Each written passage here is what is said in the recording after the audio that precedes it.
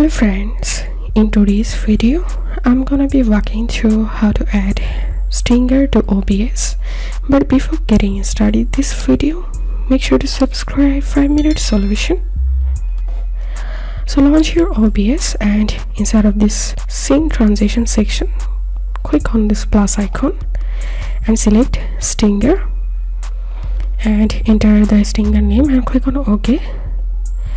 And click on browse, select here your video, transition point type, select your time and transition point, give here 500 and click on audio monitoring and select monitor and output and click on OK.